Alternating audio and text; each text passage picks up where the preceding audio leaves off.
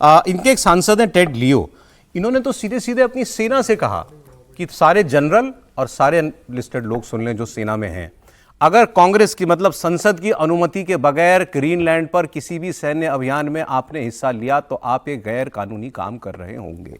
ये एक बहुत अद्भुत बात है कि एक सांसद, और वहां के सांसद कांग्रेस में जो होते हैं मतलब पावरफुल लोग होते हैं, वो सेना को सीधे एड्रेस कर रहा है और सारे जनरलों को सुना रहा है। अब इसमें बीच में एक और बात है कि इन्होंने जो बात सेना के लिए कही, खबरें सारे विदेशी फॉरेन अखबारों में छपी हुई हैं कि ट्रंप बहुत दबाव बना रहे हैं अपने जनरल्स पर कि मुझे ग्रीनलैंड पर चढ़ाई करनी है, मुझे प्लान बताओ। और जनरल्स जो हैं वो करने के लिए तैयार नहीं है, अब सीधे मना नहीं कर सकते हैं। लेकिन एक अखबार में, शायद न्यूयॉर्क टाइम्स में किसी में लिखा हुआ था, एक जनरल को का नाम लिए बगैर लिखा था कि ट्रंप एक 5 साल के बच्चे की तरह जिद करते हैं। वो बच्चे की तरह जिद कर रहा है कि मुझे ग्रीनलैंड चाहिए, और जनरल्स इस बात को समझ रहे हैं कि ये काम गलत है क्योंकि आप नेटो के खिलाफ जाओगे। तो वो उनको उलझाए हुए, जो अभी आप टैंकरों वाली कहानी बता रहे थे ना, उस अखबार में यही लिखा था कि इनको फिर ये वो कहते हैं कि अच्छा पहले टैंकर पकड़ लेते हैं, अभी ये वाला रास्ता, कभी ये वाले काम कर लेते हैं, ताकि किसी तरह उस आदमी को सीधे हम वो काम करने से रोक दें। अब एक सेनेटर है इनके, थॉमस रॉलैंड, इन्होंने ये बात, यही बात कही। इन्होंने कहा एक जनरल मुझे इस वक्त अमेरिका की सेना का बता दे जो इस प्लान से सहमत हो कि ग्रीनलैंड पर चढ़ाई करनी चाहिए।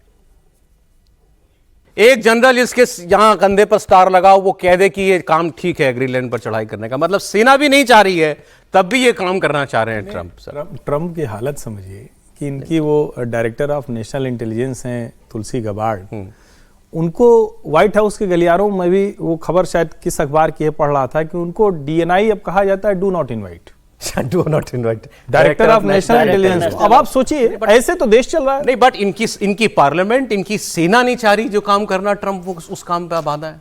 तो अमेरिका में ज्यादातर लोग रूल्स के साथ चलने वाले लोग हैं, एक डेमोक्रेटिक कंट्री है, वहां पर सब बातें होती है। लेकिन आपने कहा कि वो ट्रंप साहब 5 साल के बच्चे की तरह से जो उन्होंने बताया डेली मेल में वो खबर छपी, लेकिन 5 साल के बच्चे जैसा नहीं। 5 साल के बच्चे को तो समझा सकते हो, वो जिद करता है, लेकिन समझा सकते हो, चाटा भी मार सकते हो। ट्रंप साहब के साथ कुछ भी नहीं हो सकता, न समझा सकते हो। और मुझे लगता है कि वो ये जब इससे पहले हम ईरान की बात कर रहे थे, तो इसलिए मैंने कहा कि अभी पहले वो ग्रीनलैंड पर हिसाब करेंगे।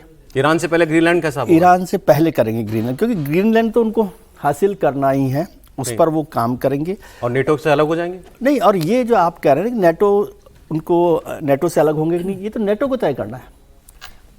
ट्रंप साहब को तय नहीं करना है, नेटो को तय करना है कि अमेरिका के साथ रहना है कि नहीं रहना है, क्योंकि उसकी बहुत सारी चीजें अमेरिका के साथ जुड़ी हुई हैं। उसके बिना उनका वजूद वैसे भी कोई बहुत बड़ा नहीं है। और ये बात ठीक है कि यूएसएसआर की वजह से नेटो बना, लेकिन क्या नेटो के देश यूएसएसआर रशिया के साथ जा सकते हैं? मुझे नहीं लगता कि ऐसा जाएंगे। आप सोच लीजिए ना, स्थिति क्या है कि अमेरिका ने जितना यूक्रेन का साथ दिया तब तक वो खड़े थे। आज यूक्रेन को कोई अमेरिका ने, ट्रंप साहब ने मना कर दिया है, तो कोई पूछने वाला भी नहीं, कोई बात ही हम नहीं कर रहे। अकेला रशिया जो है उन पर लड़ाई लड़ रहा है। हाँ। तो इसलिए मुझे नहीं लगता कि नेटो इसमें कोई बहुत बड़ी, एक तो यूरोपियन यूनियन की जो कंट्रीज हैं वो बहुत छोटे छोटे कंट्रीज हैं जिनकी खुद की कोई हैसियत उस तरह की नहीं है, सैनिक शक्ति तो कोई उस तरह से नहीं है। इवन पूरा यूरोपियन यूनियन जी देखा जाए तो वहां नहीं है। ये ट्रंप साहब के तय करना है, और नाटो उसको कैसे मानता है कैसे नहीं मानता, क्या रास्ता निकाल सकता है, वो अलग